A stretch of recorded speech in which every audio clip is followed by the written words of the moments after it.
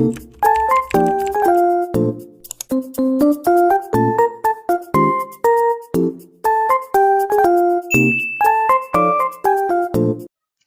guys, Assalamualaikum warahmatullahi wabarakatuh. Hari ini aku mau bahas lagi soal kisi-kisi P3K ya, tentang kompetensi teknis. Sebelumnya jangan lupa dulu di like, komen, dan juga subscribe channel aku. Lalu nyalakan juga loncengnya biar dapat notifikasi terbaru dari aku. Insya Allah kedepannya aku akan sering buat video tentang ngebahas soal kisi-kisi P3K. Yang sebentar lagi akan ujian P3K, jangan di skip ya videonya. Oke guys, kita lanjut aja ke nomor pertama. Aku bacakan soalnya, G2P1A0 hamilnya 26 minggu nih, datang ke BPM mengeluh sering pusing terutama saat bangun dari tempat tidur. Ibu juga mengeluh gusinya sering berdarah dan muncul plek-plek hitam pada wajah. Hasil pemeriksaan KU baik, tekanan darah 110/70, nadinya 84 kali per menit, suhu 36 derajat Celcius, konjungtiva berwarna merah muda, TFU-nya 28 dan janin tunggal DJJ-nya 144 kali per menit dan HB-nya 11 gram. Apakah diagnosa dalam kasus tersebut? Dilihat dari soal ini masih keluhannya itu masih dalam batas wajar dan fisiologis ya guys ya. Coba kita lihat dulu. G2P1A0 hamil 26 minggu janin tunggal hidup intrauterin dengan anemia. Ini enggak sih ya guys ya, karena HB-nya masih 11 gram. Biasanya kalau anemia ringan itu 9-10. G2P1A0 hamil 26 minggu janin tunggal hidup intrauterin dengan gingivitis. Ini juga enggak. G2P1A0 hamil 26 minggu janin tunggal hidup intrauterin dengan karies dentis. Ini juga enggak ya guys ya. G2P1A0 hamil 26 minggu janin tunggal hidup intrauterin dengan perubahan fisiologis. Karena aku sebutkan di soal ini keluhannya masih dalam batas fisiologis karena adanya hormon kehamilan yang berubah-ubah, terjadi perubahan-perubahan dalam tubuh dan itu masih fisiologis. Jadi jawabannya itu adalah D. G2P1A0 hamil 26 minggu janin tunggal hidup intrauterin dengan gangguan kulit juga enggak ya. Plek-plek hitam di wajah itu emang karena hormon kehamilan, yaitu hormon MSH biasanya, melanin kayak gitu. Kita lanjut lagi ke soal nomor 2. G2P1A0 hamil 26 minggu datang ke BPM mengeluh sering pusing terutama saat bangun dari tempat tidur. Ibu juga mengeluh gusinya sering berdarah dan muncul plek-plek hitam pada wajah. Hasil pemeriksaan KU baik, tekanan darah 110/70, nadi 84 kali per menit dan suhunya 36 derajat Celcius. Konjungtiva berwarna merah muda, TFU 28 cm, janin tunggal detak jantungnya 144 kali per menit, HB-nya 11 gram. Apakah penyebab munculnya plek-plek hitam? Peningkatan hormon estrogen itu biasanya menyebabkan hidung tersumbat. Peningkatan hormon beta HCG itu menyebabkan mual muntah ya guys. Biasanya progesteron itu biasanya menyebabkan sembelit. Peningkatan hormon MSH. Nah ini yang tadi aku bilang terjadi perubahan pada melanin kulit karena hormon-hormon yang berubah pada saat kehamilan. Jadi yang menyebabkan munculnya plek-plek hitam itu adalah peningkatan hormon MSH. Jadi jawabannya D ya. Peningkatan hormon prolaktin ini juga bukan ya. Ini berhubungan dengan ASI. Kita lanjut lagi ke nomor 3. G2P1A0 hamil 26 minggu datang ke BPM mengeluh sering pusing terutama pada saat bangun tidur. Ibu juga mengeluh gusinya sering berdarah dan muncul plek-plek hitam pada wajah. Hasil pemeriksaan KU baik, tekanan darah 110/70, nadi 84 kali per menit, suhunya 36 derajat Celcius. Konjungtiva berwarna merah muda, TFU-nya 28 cm, janin tunggal detak jantung 144 kali per menit. HB-nya 11 gram. Apakah penyebab terjadinya gusi berdarah? Gusi berdarah itu karena terjadinya perubahan hormon estrogen yang meningkatkan volume darah itu ke gusi. Jadi terjadinya hipervaskularisasi. Jadi jawabannya hipervaskularisasi ini ya. Sehingga terjadilah gusi berdarah. Jadi jawabannya A ya. Infeksi oleh bakteri bukan. Pembuluh darah gusi menjadi rapuh juga bukan. Penurun kalsium pada ibu hamil tidak akan menyebabkan gusi berdarah ya guys ya. Peningkatan hormon progesteron juga bukan. Ini berkaitan dengan estrogen yang menyebabkan hipervaskularisasi sehingga darah meningkat ke gusi dan menyebabkan gusi berdarah gitu. Kita lanjut lagi soalnya yang sama tapi pertanyaannya yang beda ya. G2 P1 hamil 26 minggu datang ke BPM mengeluh sering pusing terutama saat bangun dari tempat tidur. Ibu juga mengeluh gusinya sering berdarah dan muncul plek-plek hitam pada wajah. Hasil pemeriksaan KU baik, tekanan darah 110/70, nadi 84 kali per menit dan suhunya 36 derajat Celcius. Konjungtiva berwarna merah muda, TFU-nya 28 cm. Janin tunggal detak jantungnya 144 kali per menit, HB-nya 11 gram. Apakah asuhan yang bidan berikan untuk mengatasi keluhan gusi berdarah pada kasus tersebut? Mengkonsumsi FE ini untuk anemia, berkumur dengan air es juga bukan. Mengkonsumsi vitamin C, makanannya vitamin C bisa ya guys ya. Berkumur dengan air garam. Nah ini ya untuk asuhan pada gusi berdarah itu berkumur dengan air garam yang lebih tepatnya. Berkumur dengan larutan antibiotik juga bukan. Kita lanjut lagi ke soal berikutnya.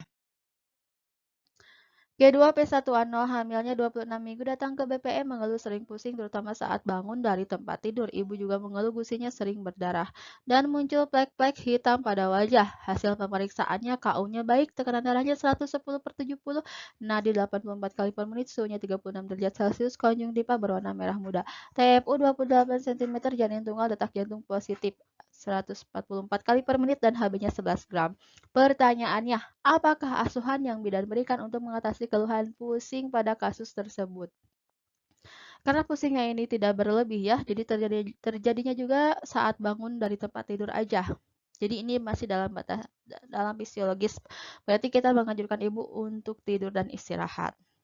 Memberikan tablet FE ini untuk anemia ya, enggak menganjurkan ibu diet rendah garam ini untuk yang hipertensi, memberikan ibu penghilang rasa sakit juga ini sakitnya tidak berlebih ya, jadi tidak perlu obat. Menganjurkan untuk tidur telentang ini juga bukan ya. Menganjurkan ibu untuk baring miring kiri. Nah ini untuk istirahat dan posisi istirahat pada ibu hamil itu bagus yaitu miring ke kiri biar oksigen ke bayinya juga lancar. Jadi jawabannya E ya. Dianjurkan ibu untuk istirahat, menganjurkan ibu untuk berbaring miring ke kiri. Gitu.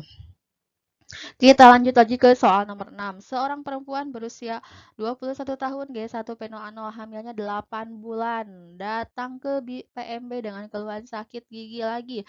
Ibu juga mengeluh sulit tidur. Karena sesak nafas, ibu sering merasakan sakit punggung dan kaki bengkak serta kram. Hasil pemeriksaan, tekanan darahnya 120/70, nadinya 80 kali per menit dan respirasinya 20 kali per menit. Suhunya 36 derajat Celcius, TFU-nya pertengahan pusat dan VX. Punggung kiri persentase kepala 5/5 dan jajannya 130 kali per menit. Gusi kanan ibu bengkak dan ada lubang pada gigi geraham belakang. Ini permasalahannya. Apakah asuhan yang diberikan untuk mengatasi masalah pernafasan pada kasus tersebut?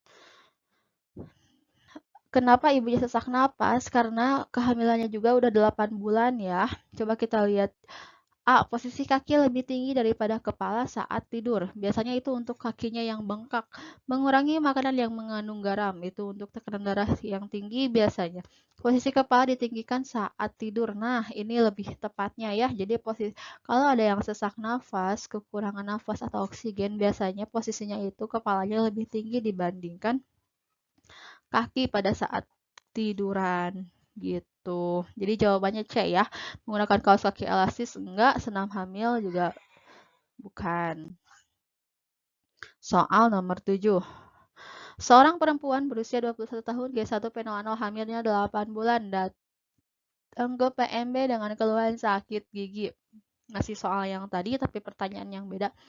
Ibu juga mengeluh sulit tidur karena sesak nafas. Ibu sering merasakan sakit punggung juga. Mungkin karena kehamilannya semakin besar jadi sakit punggung. Dan kaki bengkak dan kram. Hasil pemeriksaan tekanan darahnya 120/70, nadinya 80 kali per menit dan respirasinya 20 kali per menit. Suhunya 36 derajat Celcius, TFU pertengahan pusat VX. Punggung kiri, presentasinya kepala 5/5, detak jantungnya 130 kali per menit, gusi kanan ibu bengkak. Dan ada lubang pada gigi geram belakang. Apakah asuhan yang diberikan untuk mengatasi masalah sakit punggung pada kasus tersebut? Kalau sakit punggung itu berarti berkaitan dengan badan, posisi badan, postur tubuh ya. Karena semakin besarnya kehamilan, uterus semakin condong ke depan sehingga menyebabkan punggung juga agak ke depan gitu karena terbawa oleh beban bayi dan juga uterusnya gitu. Menganjurkan minum lebih banyak ini bukan memberitahu agar tidak menggunakan sendal berhak tinggi karena udah 8 bulan. Aku rasa bukan ya guys ya, udah 8 bulan juga ibu tidak mungkin eh menggunakan hak tinggi tapi bisa aja sih tapi ini bukan ya. Menganjurkan ibu untuk mengikuti senam hamil. Nah, ini jawabannya. Biar punggungnya tidak terlalu sakit, maka anjurkan ibu untuk senam hamil. Senam hamil.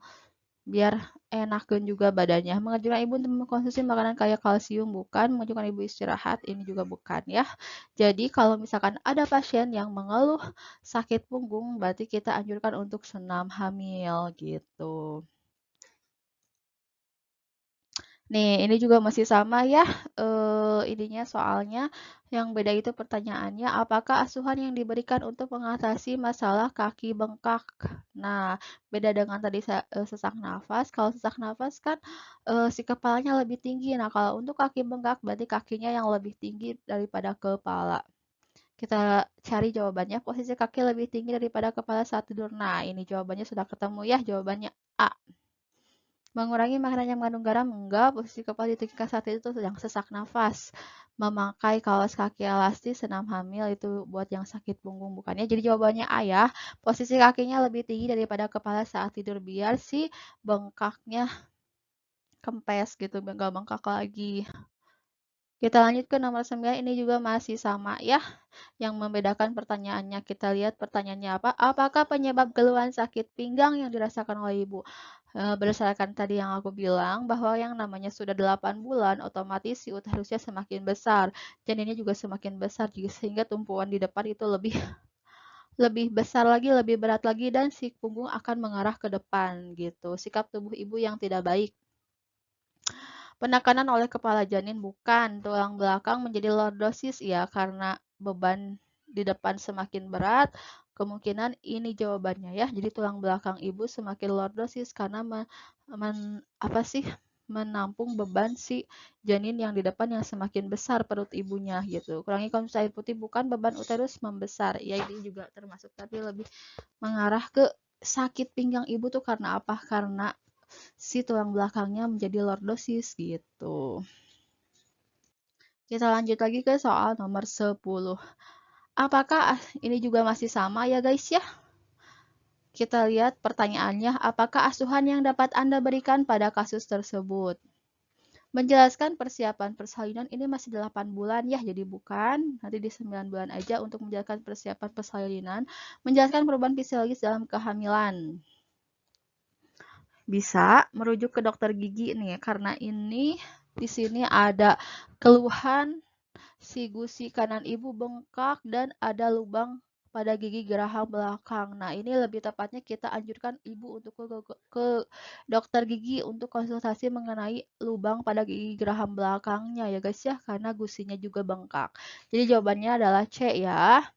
Menjelaskan tanda bahaya kehamilan, bukan merujuk ke dokter SPOG juga bukan. Jadi lebih tepatnya ke dokter gigi karena ada keluhan gusi kanan ibu bengkak dan ada lubang pada gigi geraham belakang. Gitu. Oke guys, cukup sekian pembahasan kali ini. Terima kasih sudah menonton. Jangan lupa ya, dinyalakan loncengnya biar dapat notifikasi terbaru dari aku. Sampai ketemu di video selanjutnya. Assalamualaikum warahmatullahi wabarakatuh.